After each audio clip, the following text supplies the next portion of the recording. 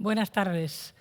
Lo primero quiero empezar dando las gracias a Pedro y al otro organizador, pero que está creo que ahora en Pamplona, a Ricardo, y a todos los que han participado en la organización de este evento tan estupendísimo y del que estamos disfrutando todos muchísimo. Y, por supuesto, también quiero dar las gracias muy especiales a Maya, a Cristina y a Nora, que me han estado cuidando todo el tiempo y es una gozada que te cuiden. Así que muchísimas gracias. Bueno, yo voy a hablarles del hueso, porque es en lo que estoy trabajando últimamente. Del hueso que, nuestros huesos ya saben ustedes lo que son.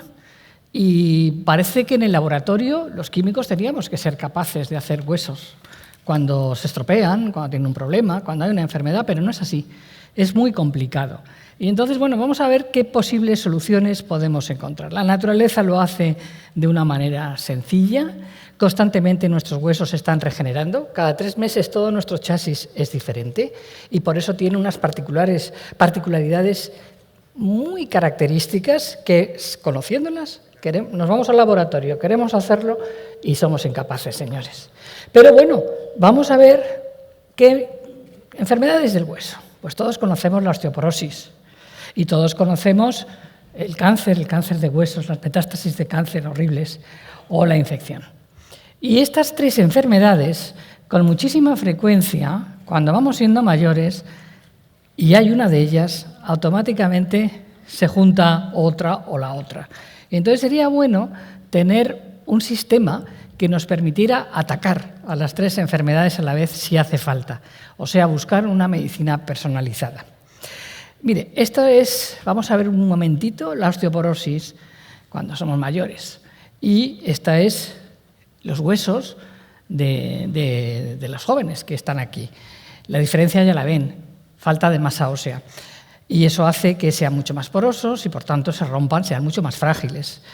Si nos vamos al tema del cáncer, pues todos lo sabemos, pero vamos a fijarnos en la quimio. Cuando se da quimio, automáticamente se está repartiendo todo el veneno que estamos poniendo para matar a las células malas en todo el cuerpo.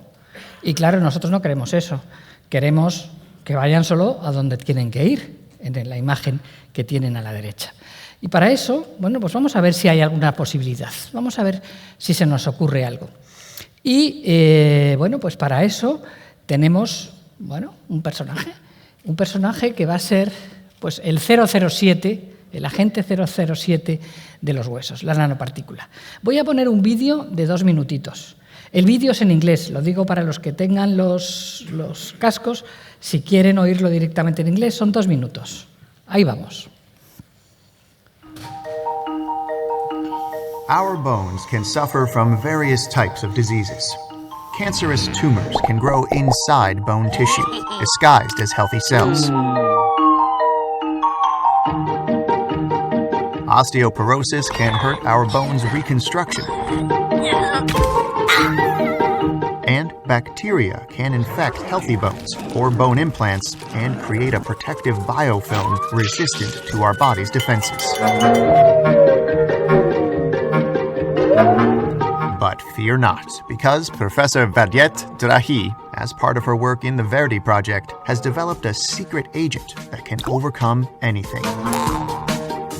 The mesoporous silica nanoparticle. Our nanoparticles can be equipped with sophisticated weapons to fight toxic anti-cancer medications, biomolecules to fight osteoporosis, or antibiotics to defeat infectious bacteria. To avoid releasing medicine before the target site, the agents are dressed in special clothing, smart nanocaps, or polymer coatings that help them recognize when they are at the target site. Clinicians can then use UV rays, ultrasound, or magnetic signals to manually trigger a release when needed.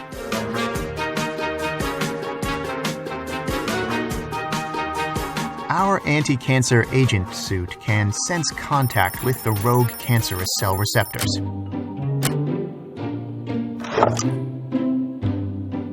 And with a little help from the clinician, the nanoagent knows to release the drug inside the tumor cells. Our osteoporosis agents wear clothes that stick to the bones, waiting for an internal signal to release the active biomolecules.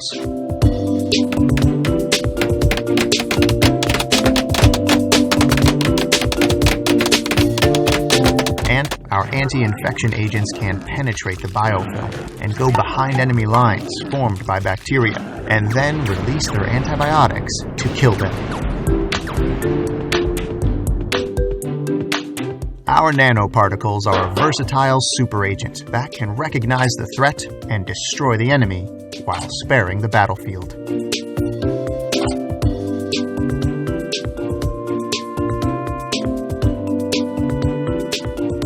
Intrigued?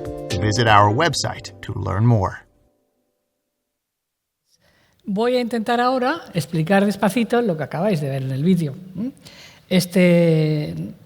Nuestros huesos, estén donde estén, sea el que sea de nuestro esqueleto, tienen una enfermedad de estas y vamos a ver cómo podemos solucionarlo.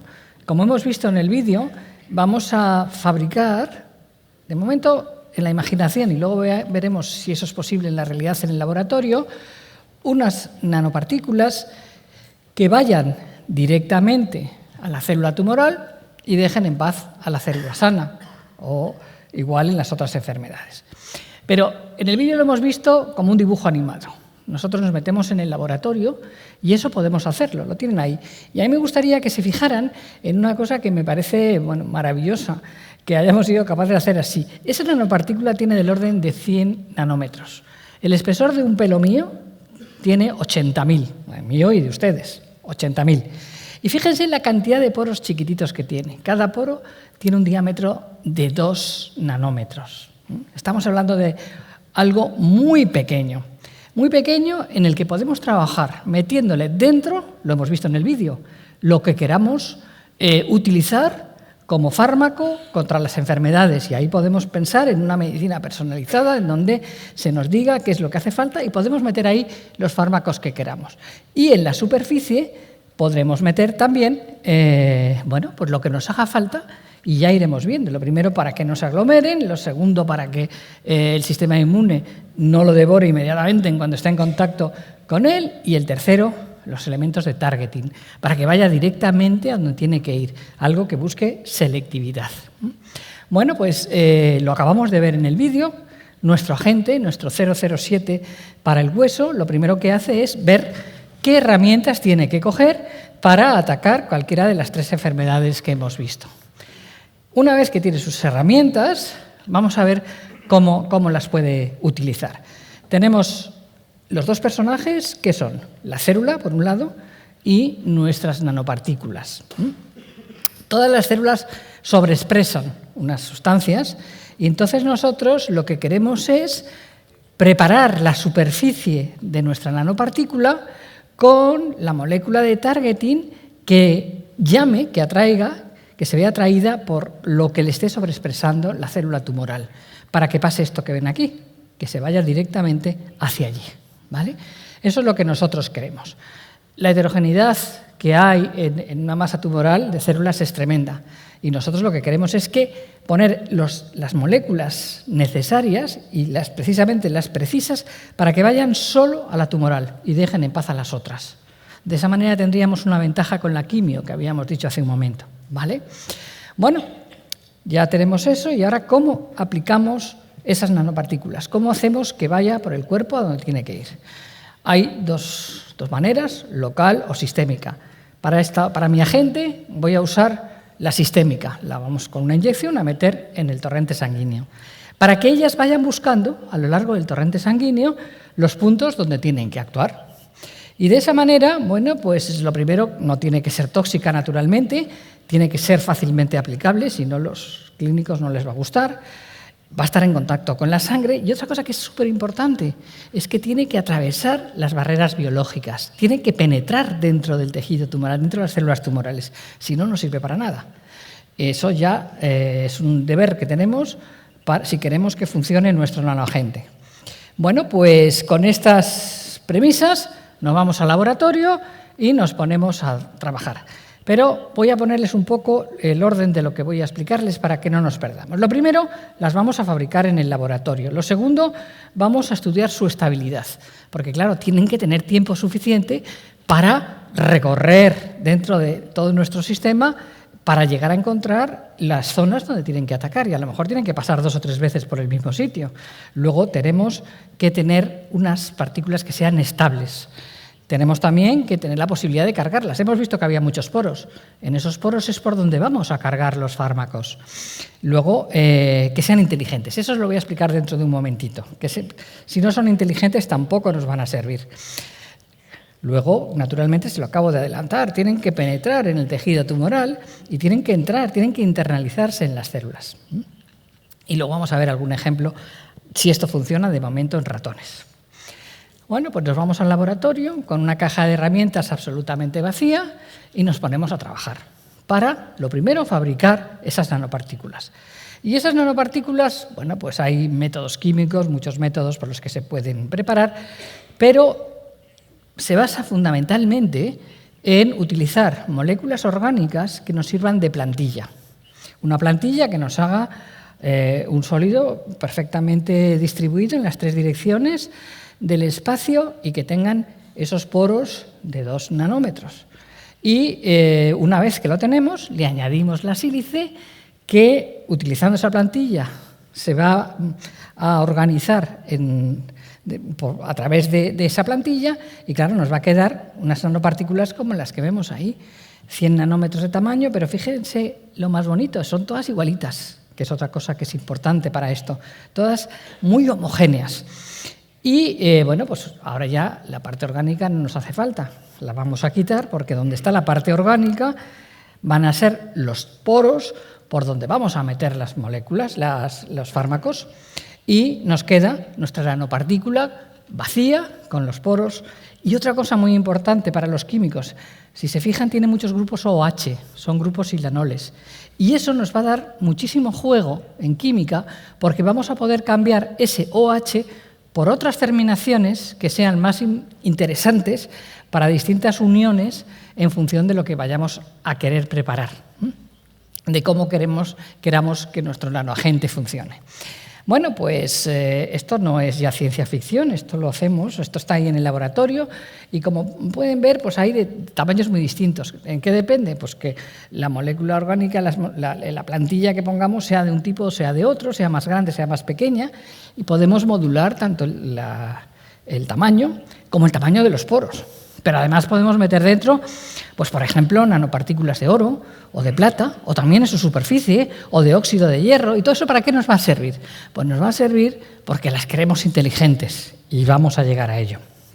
Bueno, hemos dicho también que tenían que ser estables.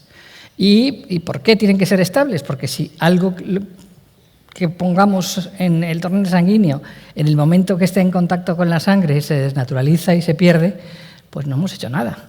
Porque no hemos hecho mucho trabajo químico para nada. Y en este caso vemos que sí, que hasta los 8 días puede ser estable. En los casos menos favorecedores porque haya otros componentes, 3 días, pero con 24 horas es más que suficiente para que haga todo el recorrido que quiera y llegue a encontrar los puntos donde tenga que actuar, ¿vale? Bueno, pues ahora ya nos queda cargar, queda el punto 3. Lo podemos cargar con los fármacos y una vez que se ha cargado, la idea es que se liberen, pero no en cualquier sitio. Queremos que se liberen en el sitio exacto. Y entonces tenemos que seguir trabajando con nuestra caja de herramientas y tenemos que buscar qué elementos vamos a cargar. Y ahí van a ser pues, todos los agentes terapéuticos que podamos pensar para las 3 enfermedades que hemos dicho. Y vamos recogiendo información y la vamos llenando en nuestra caja de herramientas y vamos preparando lo que luego nos va a servir para formar una plataforma, como vamos a ver dentro de un momento. Naturalmente, en ese trabajo de carga, pues podemos entender muy bien por qué es importante el diámetro de poro, por qué es importante la superficie, cómo podemos cambiar la superficie, cómo podemos funcionalizar esos grupos OH que les he dicho. Todo eso nos permite hacer mucha química en función de buscar las mejores condiciones de lo que se espera para preparar ese nanoagente de forma adecuada. Además, ahora ya existen, desde hace unos 10 años, unos microscopios de alta resolución con corrector de aberración esférica que nos permite ver perfectamente las moléculas, qué moléculas hay dentro y además cuántas.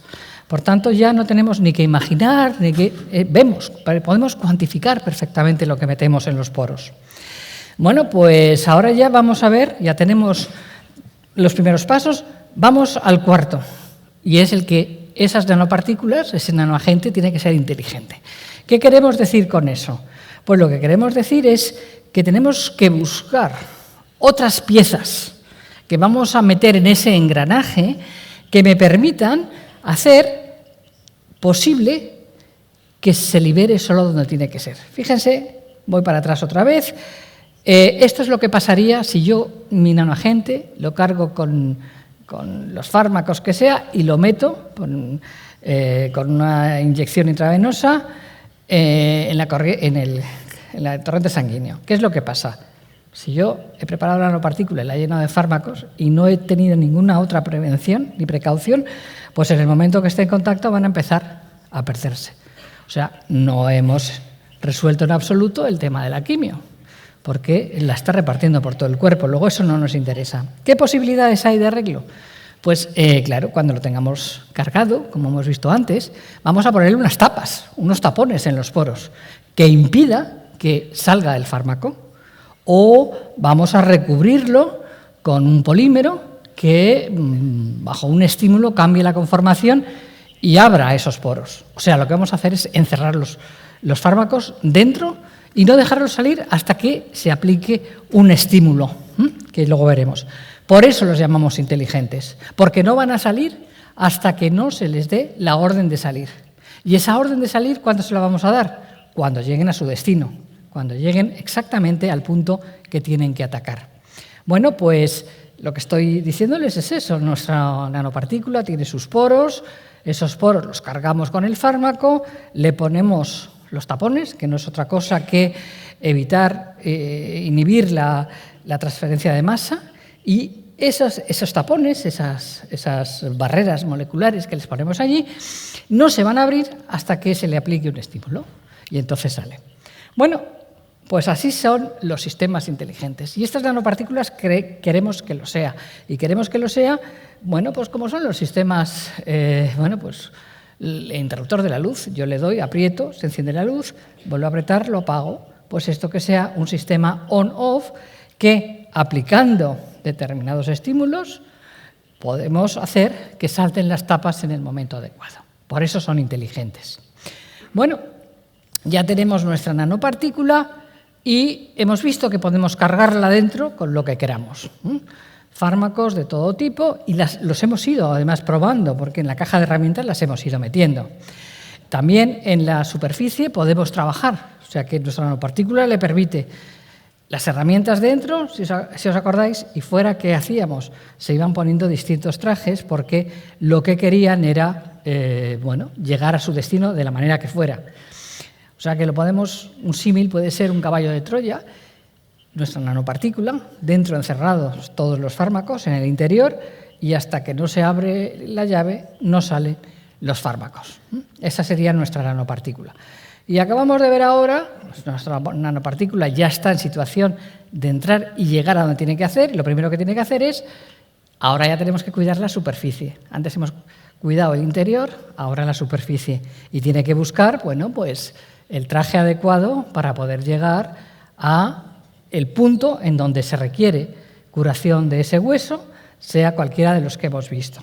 Vamos a poner rápidamente solo algún ejemplito. Por ejemplo, para el cáncer.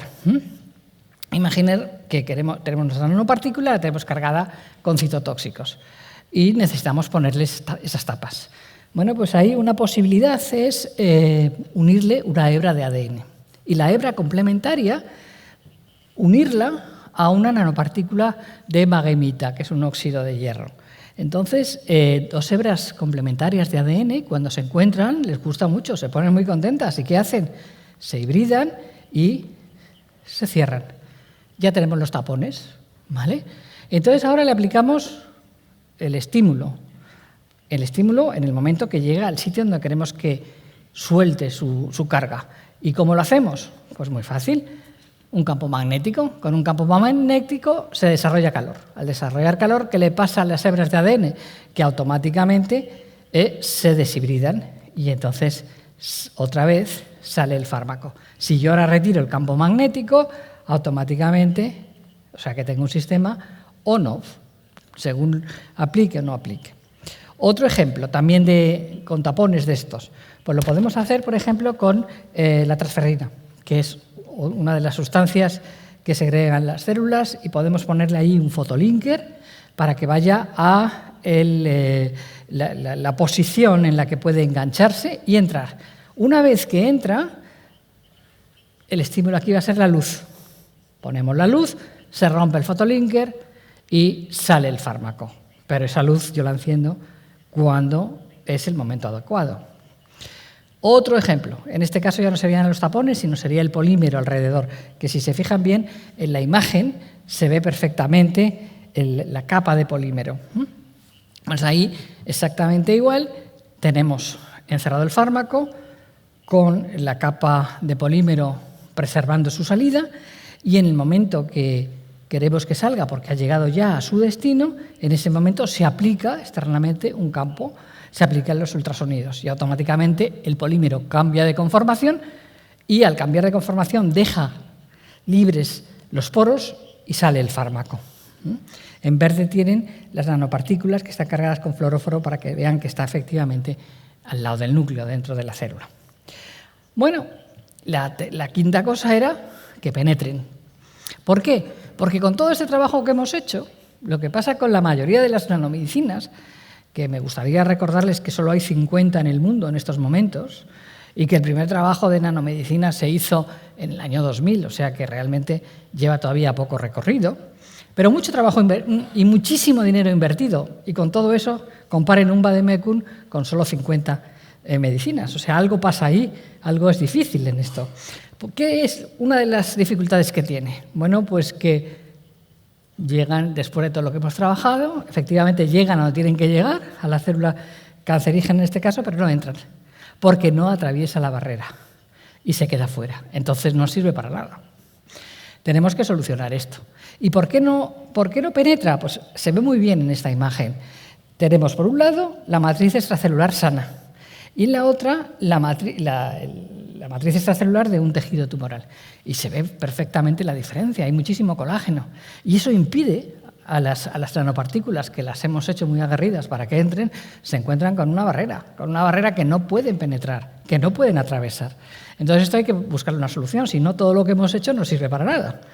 Y en una solución que nosotros hemos encontrado y parece que funciona, al menos en ratones. La verdad es que los ratones pueden con todo, pero bueno, con los ratones efectivamente vemos que entran. ¿Por qué? Porque esas nanopartículas de colagenasa disuelven el colágeno y permiten entrar. Y entonces cuando están dentro aplicamos el estímulo y saltan los tapones y pueden perfectamente liberarse el fármaco. Y además, fíjense en esa imagen de microscopía, esas nanocápsulas de colagenaso se ven perfectamente, que es que podemos verlas. Aunque sean tan chiquitas, podemos ver la nanopartícula, el agente, nuestra sílice y la colagenasa. Y podemos ver cómo se internaliza el 100%. Luego, bueno, ya hemos saltado otra barrera que teníamos de problema, que era la internalización. Bien, otra posibilidad es a través de métodos físicos clásicos, como puede ser la cavitación, que va formando burbujas que permite ir abriendo caminos para que pueda entrar y pueda llegar a donde tiene que llegar la nanopartícula. Es otra opción. Volvamos a nuestra inyección, en la que se inyectan las nanopartículas, y ahora ya estamos, lo han visto en el vídeo, esas nanopartículas van por el torrente sanguíneo buscando. Y entonces ahora vamos a ver lo que son los elementos de targeting. ¿Cómo construimos esa superficie, cómo modificamos la superficie del nanoagente con las sustancias que le permitan llegar? Y también vamos recogiendo toda esa información y la vamos metiendo en nuestra caja de herramientas. Bueno, Hay dos opciones para que lleguen estas nanopartículas a donde tienen que llegar, y que es lo que conocemos como el targeting.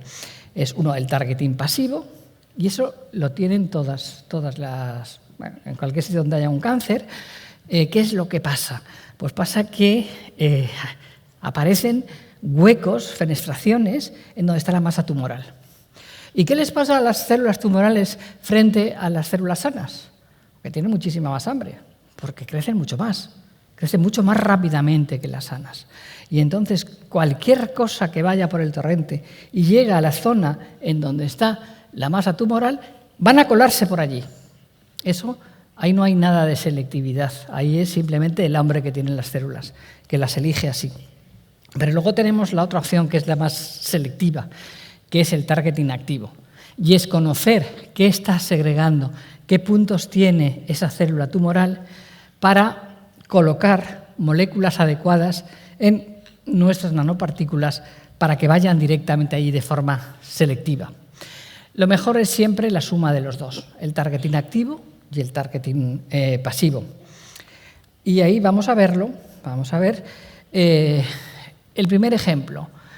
Tenemos ahí, inyectamos en torrente sanguíneo, ahí ven en gris la masa tumoral, y dentro de las nanopartículas ahí todavía no hemos tenido ningún tipo de prevención. Es la nanopartícula cargada. O sea que el interior sí lo hemos trabajado, pero el exterior no. ¿Qué es lo que pasa? Pues fíjense que no llegan, porque el sistema inmune las detecta y se las merienda antes de llegar. Entonces, ¿qué es lo que tenemos que hacer? Un momento que... ¿Qué vamos a hacer? Pues lo que les decía antes, trabajar la superficie. Lo primero, hacerlas invisibles, con un PEG, por ejemplo, y entonces al aplicarle, he ido muy deprisa, pesa mucho y va despacito ahora, y entonces ahí ya engañan al sistema inmune y les da tiempo a llegar. Pero porque hemos trabajado la superficie para que no sean detectadas, con un PEG, la hemos hecho invisible. También todos esos artilugios, todas esas piececitas las vamos metiendo en nuestra caja de herramientas, ¿vale? Porque lo que queremos es selectividad. Bueno, y entran, porque la otra cosa es que penetren, entran. ¿Cómo se lo demuestro yo? Con estas células. En rojo, en azul está el núcleo de la célula, que está en rojo, y en verde son nuestras nanopartículas, que las hemos cargado con un fluoróforo para ver que efectivamente penetran y entran dentro. Y efectivamente la suma o la combinación del targeting activo y el pasivo permite resultados como el que podemos ver aquí. En el primero es el control. En el segundo hemos metido la nanopartícula nada más que cargada, pero sin trabajar la superficie. Y si se fijan, está en rojo marcado, en puntitos rojos, donde queremos que llegue, donde está la zona tumoral. Nada, ni se entera, está muy lejos. En la siguiente, en donde ya le hemos puesto para que el PEG, para que sea invisible al sistema inmune, vemos que se queda muy cerca, casi solapando. Pero cuando realmente funciona es con las dos cosas, cuando hemos puesto las sustancias de targeting y se acoplan perfectamente como un guante. Esto es en ratones, o sea que esto en el laboratorio, este nanoagente, sí nos funciona. Lo hemos visto ahí en el vídeo, cómo van, entran, se enganchan en el targeting, se los traga, cogen su herramienta, van a por las células que están ahí riéndose pensando que nadie les va a atacar y con su carga consiguen eliminar el tumor. La segunda enfermedad era la osteoporosis. Y en la osteoporosis pues hay muchos métodos para poder atacarlo en estos momentos. Seguro que en la sala hay mucha gente que está siguiendo algún tratamiento para la osteoporosis y saben que un hueso sano tiene un equilibrio entre osteoclastos y osteoblastos, o sea, las células que forman hueso y las células que se meriendan el hueso. Y eso ocurre mientras todo funciona bien, donde el equilibrio es el que tiene que ser.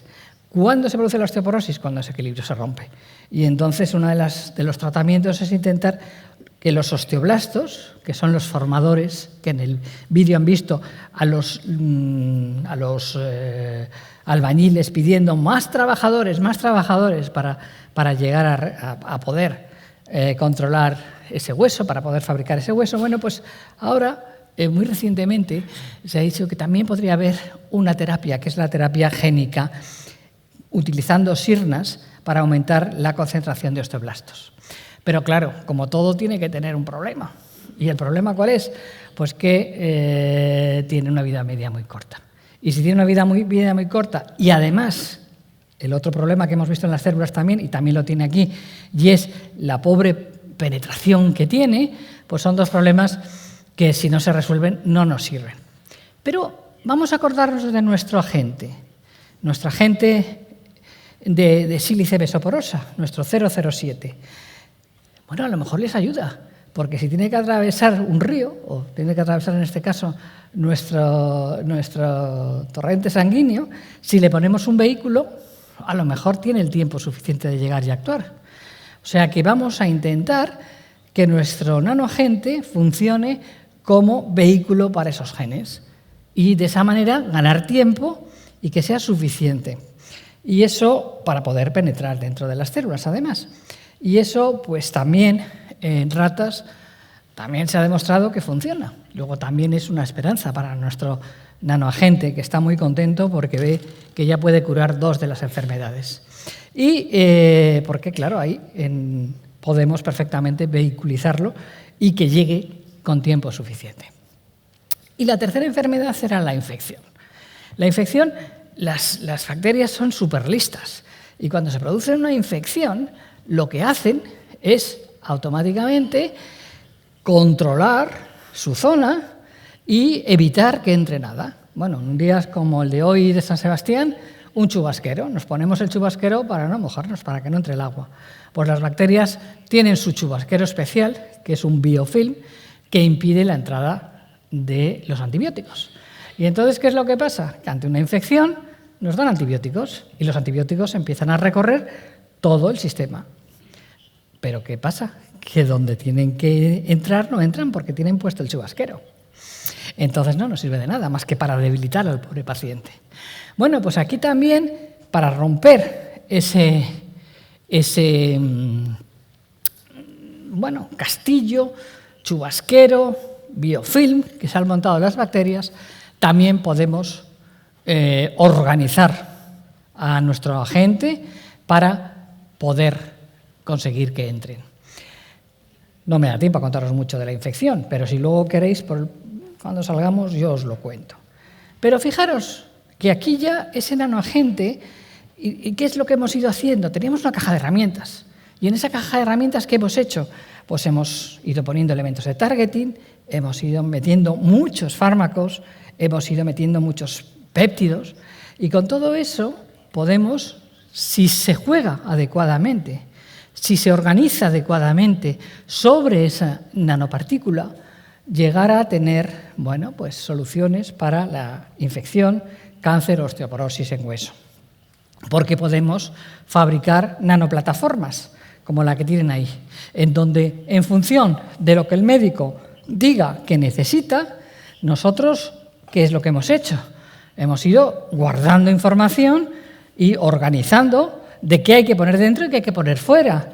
Y entonces ahí, claro, tenemos unos ligandos de vectorización para ir a donde tienen que llegar, unos agentes terapéuticos para curar lo que tengan que curar y, por supuesto, hacerlos sensibles a estímulos para que sean inteligentes. O sea, que sería como si tuviéramos una caja de Lego ya en nuestra caja de herramientas y que, según lo que se necesite, hacemos una forma u otra.